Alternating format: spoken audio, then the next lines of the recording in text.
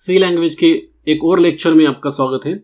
इस लेक्चर में मैं आपको बताऊंगा कि कौन कौन से कीवर्ड्स सी लैंग्वेज में यूज होते हैं। ये जो कीवर्ड्स रहते हैं उनका एक स्पेशल मीनिंग रहता है और ये कीवर्ड्स हम लोग एज ए वेरिएबल यूज नहीं कर सकते हैं।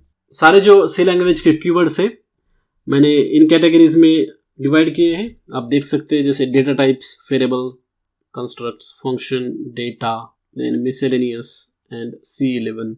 C11 मीन्स ये जो सारे कीवर्ड्स है सी लैंग्वेज का जो 2011 में जो वर्जन आया था उसमें ऐड कर दिए हैं और बाकी के काफ़ी सारे जो कीवर्ड्स है ऑलरेडी से डिफाइन थे NCC से, मतलब 1989 से। तो हम लोग देखते हैं कि हर कीवर्ड का मतलब सिग्निफिकेंस क्या है। अभी यहाँ से स्टार्ट करते हैं। कैर अंडरस्कोर बोल।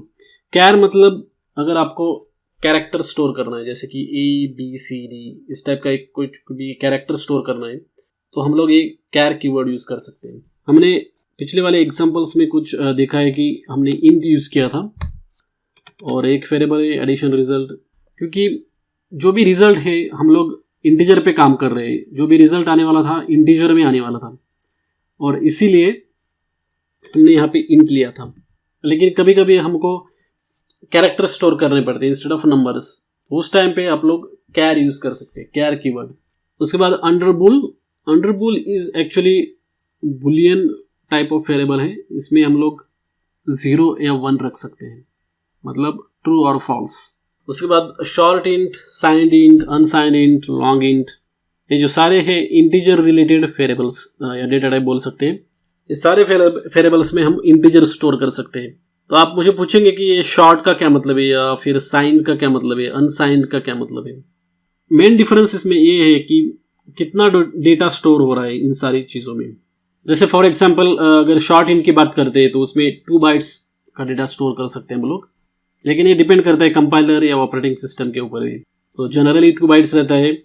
उसके बाद इंटीजर अगर आप वेरिएबल डिक्लेयर करते हैं तो उसमें आप लोग 4 बाइट्स का डेटा स्टोर कर सकते हैं। ज़्यादा बाइट्स मतलब बड़ा नंबर स्टोर कर सकते हैं इन शॉर्ट। लॉन्ग इंट मतलब 8 बाइट्स का डेटा स्टोर कर सकते हैं। इसका मतलब क्या हो गया, काफ़ी बड़ा नंबर हम लोग उसमें स्टोर कर सकते हैं। उसके बाद फ्लोट है। फ्लोट में हम लोग इंटीजर रख सकते हैं और इंटीजर के अलावा जो भी डेसिमल नंबर है जैसे 12.4 जिसमें पॉइंट रहता है वो लोग वो नंबर स्टोर कर सकते हैं। और डबल भी सिमिलर फ्लोट जैसा ही रहता है, लेकिन उसमें ज़्यादा बड़ा नंबर हम लोग स्टोर कर सकते हैं। अगर आप इस विकिपीडिया पे जाइए, इस पेज पे सब डेटा टाइप उन्होंने दे दिया है कि कितना स्टोर कर सकते हैं। जैसे कैरेक्टर है उसका फॉर्मेट स्पेसिफायर भी उन्होंने दिया है, %C फॉर्मेट स्पेसिफायर है।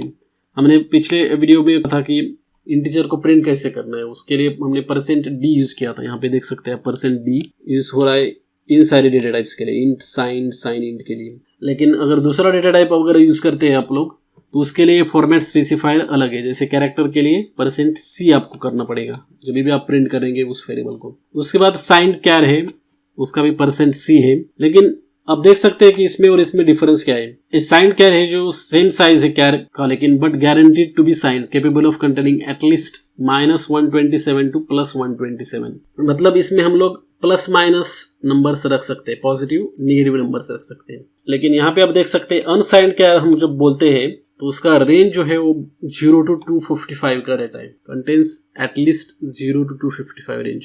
तो मेन डिफरेंस वही है साइन कैर और अनसाइंड कैर में।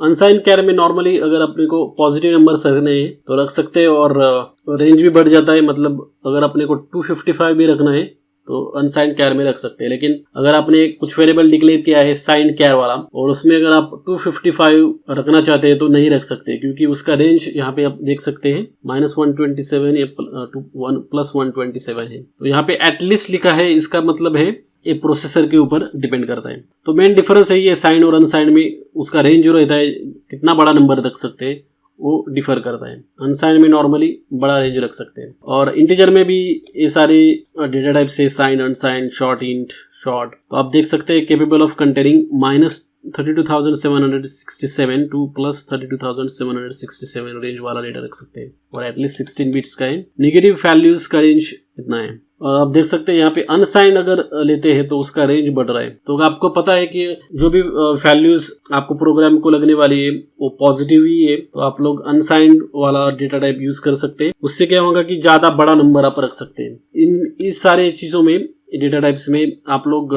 ज़्यादा से ज़्यादा 32,767 इतना सा नंबर रख सकते हैं। उससे बड़ा अगर नंबर रखना चाहते हैं तो नहीं रख सकते। यहाँ पे देख सकते हैं फ्लोट जो है real floating point type usually reference to a single precision floating type, और डबल के लिए भी double precision floating point type है। यहाँ पे सिंगल प्रेसिजन, यहाँ पे डबल प्रेसिजन, इसलिए उसको डबल बोल रहे हैं। तो ये डेटा टाइप से रिलेटेड था। नेक्स्ट वीडियो में मैं आपको एक प्रोग्राम करके दिखाऊंगा, उसमें सारे डेटा टाइप्स यूज़ करके और उसके फॉर्मेट स्पेसिफायर भी बता दूंगा। अभी चलते हैं फिर से कीवर्ड की स्लाइड की तरफ। यहाँ पे कीवर्ड्स में मैंने ऑलरेडी बता दिया आपको डेटा टाइप्स के जो भी रिलेटेड कीवर्ड्स है। अभी देखते हैं वेरिएबल्स में कौन कौन से। वेरिएबल्स में है const, size of, static, register, volatile, restrict, atomic. Const मतलब अगर हम लोग वेरिएबल स्पेसिफाई करते हैं कि कॉन्स्ट से, तो उसका क्या मतलब है, हम लोग उसका वैल्यू चेंज नहीं कर सकते। जैसे अगर हमने लिखा दिया शॉर्ट कॉन्स्ट ए और ए को हमने असाइन कर दिया सपोज 100, तो यहाँ पे एरर आ रहा है। क्यों एरर आ रहा है, यहाँ पे देख सकते हैं expression must be A modifiable L value. इसका मतलब है ये जो एल वैल्यू है या फिर ए है, लेफ्ट साइड को जो भी वेरिएबल है जैसे असाइनमेंट ऑपरेटर के लेफ्ट साइड पे उसको एल वैल्यू बोलते हैं, और ये बोल रहा है कि मॉडिफाई नहीं कर सकते क्योंकि हमने कॉन्स्ट डिक्लेयर किया है। कॉन्स्ट मतलब ए शुड बी कांस्टेंट, एक बार उसको असाइन कर सकते हैं, एक बार असाइन कर दिया उसके बाद उसको असाइनमेंट नहीं कर सकते। तो अगर मैंने कॉन्स्ट जैसे हटा देता हूँ वो एरर चला जाएगा। देख सकते हैं एरर चला गया क्योंकि ये कांस्टेंट वेरिएबल अब नहीं है, हम लोग उसको मॉडिफाई कर सकते हैं नेक्स्ट इंस्ट्रक्शंस में। उसके बाद साइज ऑफ ऑपरेटर जो है या फिर कीवर्ड है, उससे हम लोग साइज निकाल सकते हैं कोई भी वेरिएबल की। जैसे मैंने बता दिया कि डेटा टाइप के बेसिस के ऊपर वेरिएबल का साइज डिपेंड करता है। जैसे हमने कैर अगर लिया डेटा टाइप तो उसका साइज 1 बाइट रहेगा, अगर इंट लिया, शॉर्ट इंट लिया तो उसका 2 बाइट रहेगा एंड सो ऑन। तो उसके हिसाब से कोई भी वेरिएबल का अगर आपको पता करना है कितना बाइट से, तो हम लोग साइज ऑफ ऑपरेटर यूज कर सकते हैं। उसके बाद स्टैटिक, रजिस्टर, वोलेटाइल, ये सारे कीवर्ड से ये हम लोग अगले वाले वीडियोस में देखने वाले हैं। अभी सिर्फ इतना याद रखिए कि ये सारे कीवर्ड्स एग्जिस्ट करते हैं सी लैंग्वेज में। उसके बाद कंस्ट्रक्ट्स में if else, do, for while, break, continue, default, switch case, go to, ये सारे कीवर्ड्स है। इसके ऊपर मैंने एक सेपरेट वीडियो बनाने वाला हूँ, तो उस लेक्चर में हम लोग ये देखेंगे कि ये वाले कंस्ट्रक्ट्स या कीवर्ड्स कैसे यूज़ कर सकते हैं। जो भी कंडीशनल एग्जीक्यूशन करना है आपको तो इफ एल्स कर सकते हैं, कोई भी लूप में एग्जीक्यूशन करना है, कुछ रिपीटेड एग्जीक्यूशन करना है तो डू व्हाइल यूज़ कर सकते हैं। ये सारे कीवर्ड्स वो कंस्ट्रक्ट्स के रिलेटेड है, मतलब कोई भी फ्लो आप लोग उसके हिसाब से इंस्ट्रक्शंस को दे सकते हैं। उसके बाद मैंने बता दिया कि सी लैंग्वेज एक फंक्शन बेस्ड लैंग्वेज है। फंक्शन डिफाइन करते समय कीवर्ड्स यूज होता है। रिटर्न फर्स्ट प्रोग्राम में ही हमने देखा था, रिटर्न 0 किया था हमने। उसके बाद वॉइड भी देखा था।